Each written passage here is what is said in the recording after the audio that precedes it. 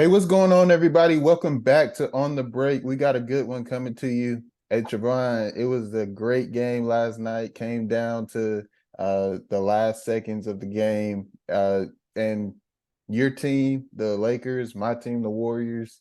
I know we were both locked in on that game, and a lot of people were looking forward to this matchup. So, what are your thoughts on the game last night, game one, getting things kicked off?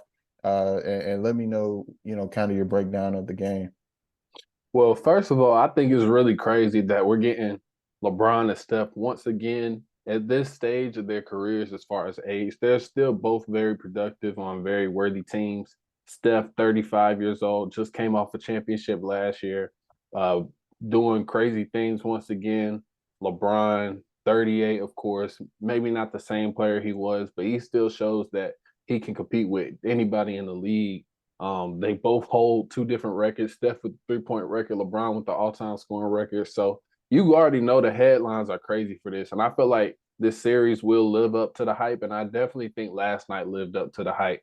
Um, I one thing that was really like stand outish to me was just the contrast in styles between both teams. We know Golden State loves to live on that perimeter as far as the 3-point line.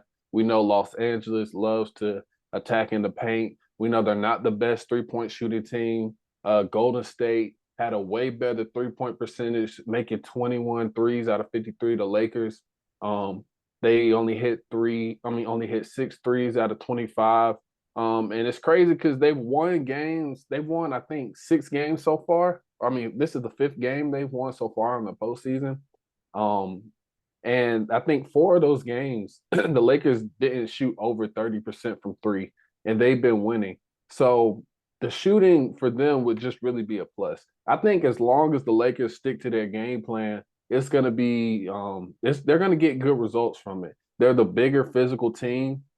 Jared Vanderbilt, his job that he's done on Steph Curry, I know a lot of Warrior fans are going to hate him because even though he is long and big, he has really good quick feet. He was able to stay with Steph Curry. I don't want to say it bothers Steph, but I feel like it did play part to the Lakers' success defensively.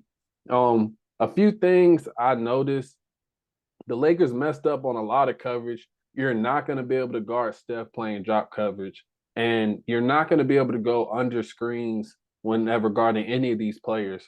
I noticed a lot of times when the Warriors were hitting their jump shots, they love to come off the pick and come off the screens. Whenever the Lakers went under, it was a 3-point being made. Whenever they went over the top, then they were able to bother the shot a lot. We noticed that Anthony Davis, he's going to be a big problem for Kevon Looney. I think Kevon had another like 20 point, I mean, not 20 point, but another like 20 rebound game, I believe. He had 20. Yeah, yeah, he Anthony did. Davis had 23. But the big difference is Anthony Davis is going to give you stuff offensively for the Lakers. He had 30 points compared to Kevon Looney's 10. This isn't Sabonis. You can't just leave him and not guard him at all like you did Sabonis. Also, that's another thing I noticed. Both like the Lakers are really playing off of Draymond and Kevon Looney. They're really not paying attention to either one of them. And the Golden State Warriors would like to do the same thing to guys like Jared Vanderbilt and stuff like that. But I think the Warriors could actually probably go a little bit with just doing one big at a time rather than having both Draymond and Kevon Looney. You notice they put JaMychal Green in there sometimes, which we haven't really seen much of him. I think they need to go with Jonathan Kuminga a little bit more to add some versatility on defense, add some size because they just can't compare with the size of the Lakers. And I feel like for the Lakers, as long as they just keep going, Anthony Davis was a monster. He's gonna have to hit his jump shot. You're not gonna be able to beat the Warriors shooting under 50%, shooting like 1 for 6 from three, I believe he was. You're not gonna be able to do that.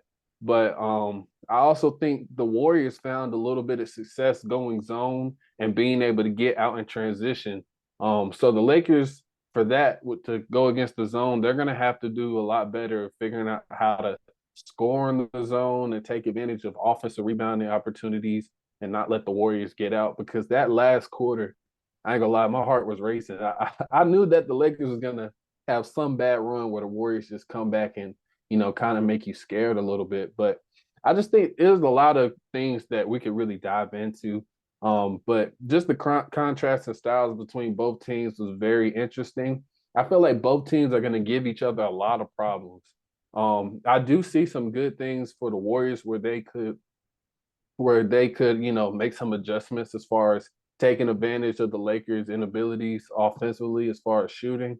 They have different guys on the bench. I feel like they could use, better to play better defense because they're not going to be able to guard the Lakers one on one.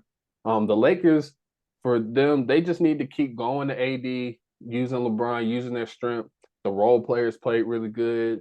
Austin Reeves, D'Angelo Russell, Vanderbilt's defense. So just moving forward, I feel like they need to keep the same game plan, but I expect to see some adjustments coming from Steve Kerr. But game one was very entertaining.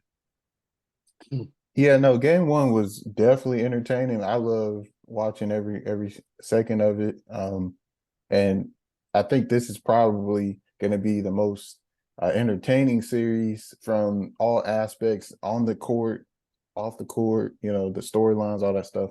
But uh, one thing that was really interesting to me, and I mentioned this in the video I did for the preview, is that I don't know if there is another time that the seventh and the sixth seed meet in the second round, or how many times that has happened, and it being this star-studded, with all of those aspects. But that's a conversation for another day. But when you mentioned about the contrast in styles, that is really what I highlighted in the preview as well. I think that is going to be the pivotal point of who's going to come out and win these games and ultimately the series.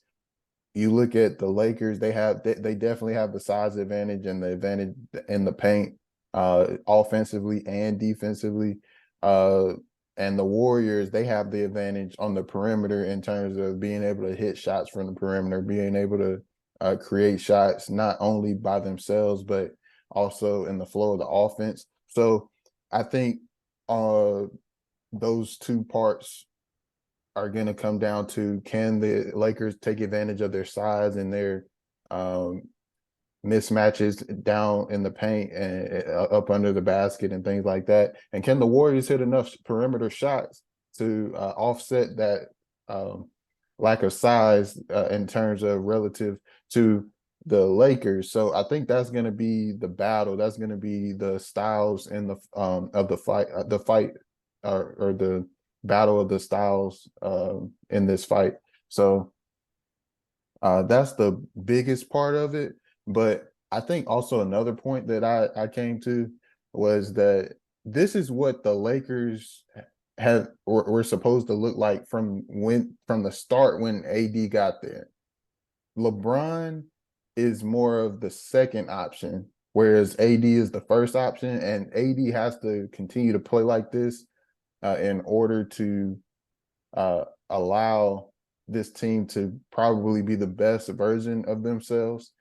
I think it was perfect because LeBron didn't have to handle the ball a whole bunch. They had Austin Reeves, Dennis Schroeder, D'Angelo Russell, who were taking a lot of the ball handling responsibilities, not having to depend on LeBron to do that a whole bunch. And LeBron was just able to pick his spots. So I think that's the best version of this team. I don't think relying on LeBron a whole bunch is going to be good in terms of wearing him down going deeper into the playoffs.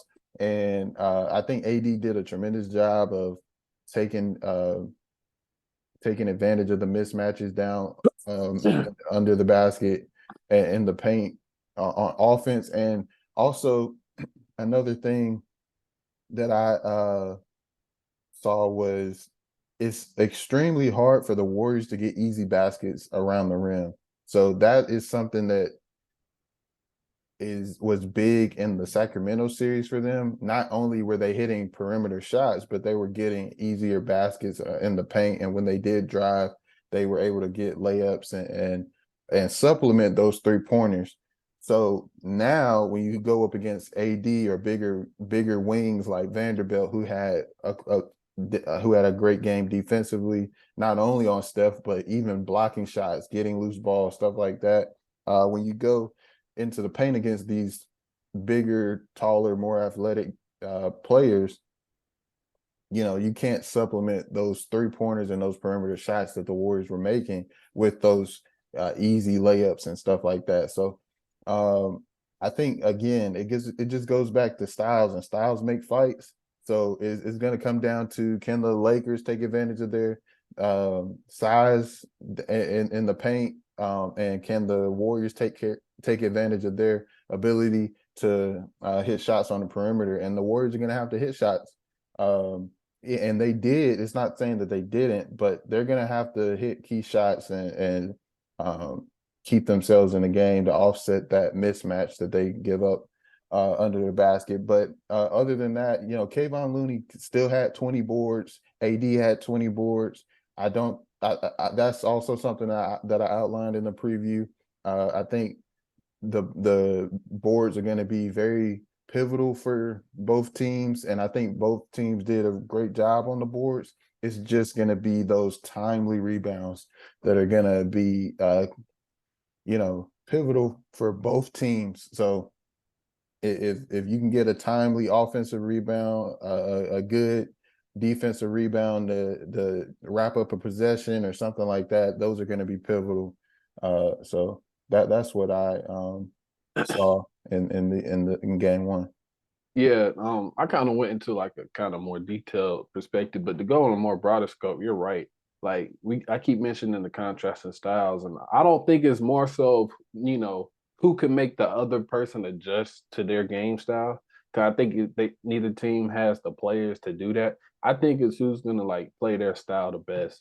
Like if the Warriors are able to, keep knocking down the shots, like you said, and find ways to get a little bit more easier baskets, which I know is hard because you do have a lot better rim protection that they didn't see against the Sacramento Kings with Anthony Davis. The last series, he was getting like at least 2 to 3 blocks a game. Some games he had 5 blocks. They're going to make it very difficult.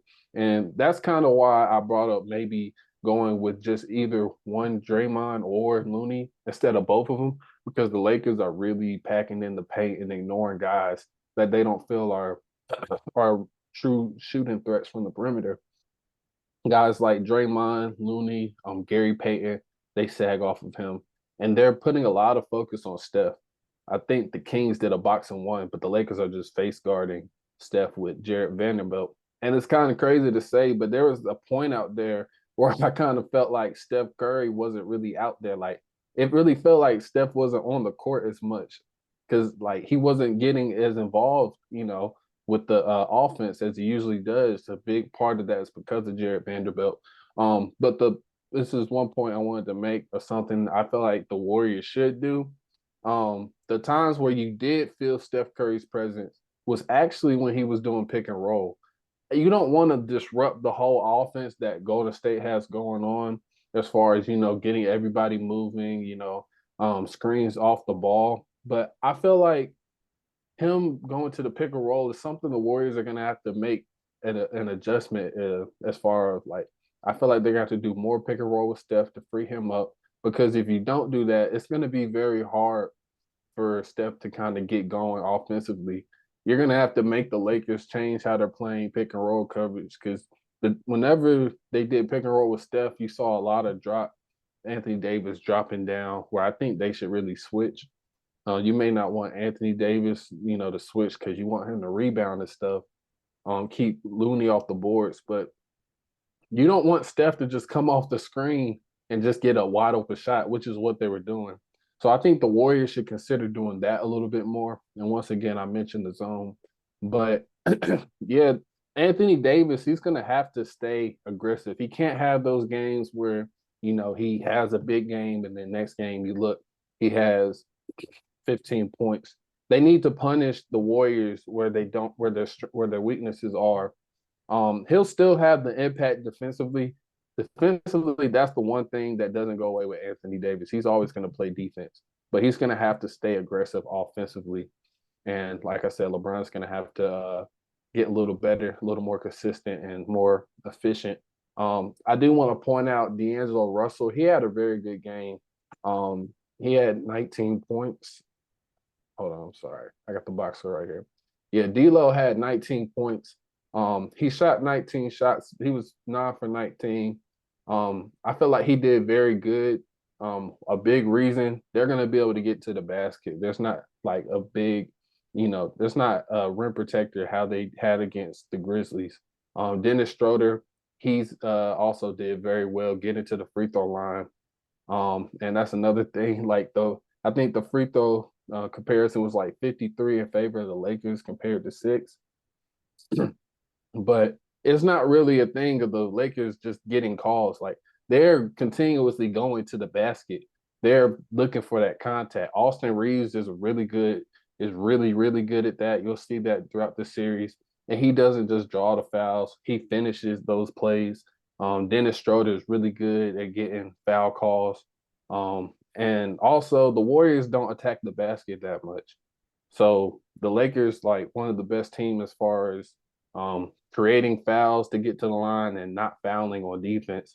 And I think they were like first and getting in both categories, while the Warriors are like last in both. So the Lakers are going to have to continue to get to the line because in half court, they're going to struggle at times. There's going to be times where the Warriors are just going to go on a crazy run, take big leads, which is what I think they should aim for. Because I feel like as long as you let the Lakers stay within the game, I don't think you're going to really be able to beat them. You have to create ground and space for yourself, which is why I think they should go zone and force the Lakers to shoot, keep them out of the paint. You notice when the Warriors get in transition, good things happen, not just for Steph, but for everybody. It's very scary if you're on the opposite team and you see the Warriors getting out in transition. But yeah, it was a good game one. It's living up to the hype so far. So um, the Lakers did what they needed to do. Get one on the road. They can't be satisfied because you can't. We saw what the Warriors did, being down 2-0. The championship pedigree and experience is real. It's not just something people are making up. But if you're the Warriors, I feel like you did walk away with some things that you can try and do in the next game. And Steph is going to have even a better game, I feel. I feel like he has that ability to try and impose his will. He's going to find ways to do. The role players of the Warriors, they started out very hot, like Clay did, and then he kind of just didn't hit those same shots. So that's how I feel about that so far. Yeah, no, I think Steph is gonna have gonna be able to have a better game next game. Like you pointed out, and that this was something I was gonna actually say, but you took it from me. But you know, I think him playing as the primary ball handler is gonna be a benefit or something that the Warriors are gonna come out and do more because off the ball, going through those you know, down screens, those pin downs, him playing off the ball. Jared Vanderbilt did a good job of guarding that. Now the Lakers as a whole, I think that they had some lapses there, but it was more on allowing Klay Thompson or Jordan Poole or Andrew Wiggins to get shots off.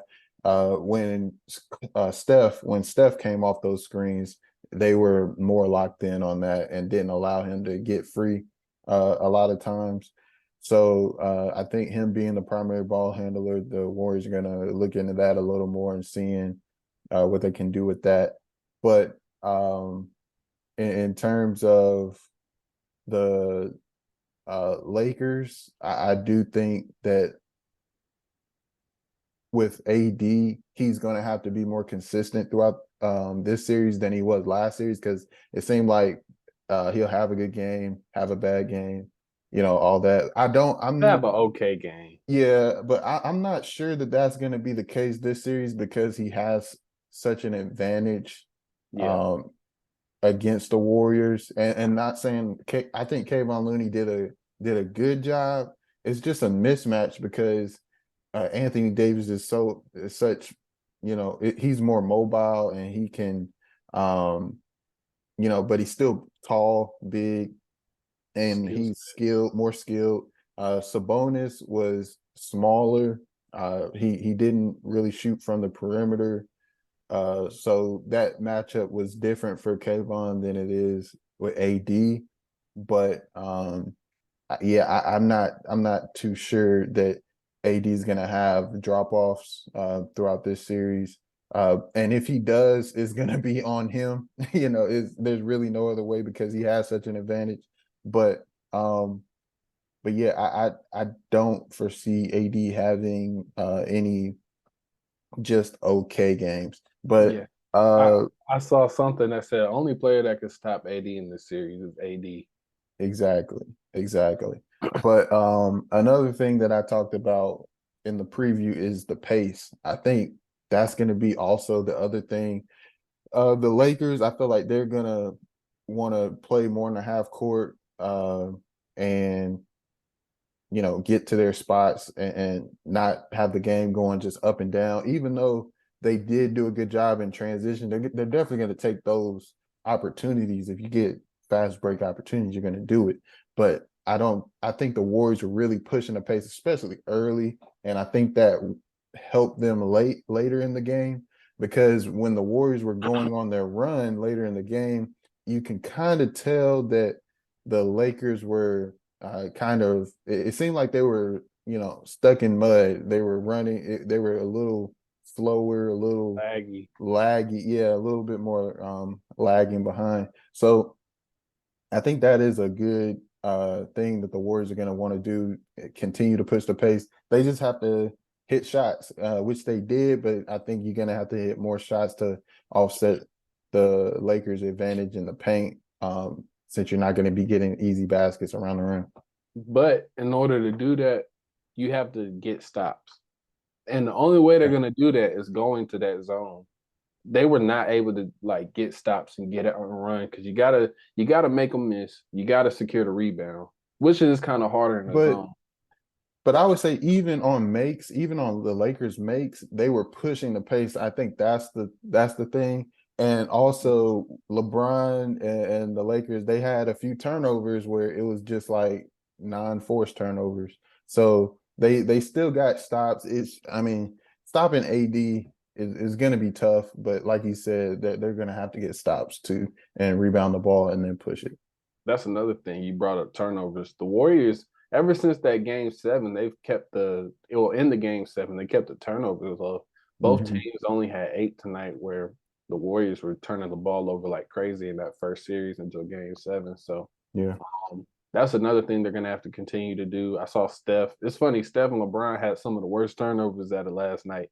They both kind of just tend to like not really. They kind of just throw the ball sometimes. But Yeah. yeah, I agree with you. The Lakers ain't gonna be able to keep up. Like the Lakers they can play with pace, but I feel like the Warriors can do it throughout the game. The Lakers are kind of gonna get gassed and not be able to keep up with that.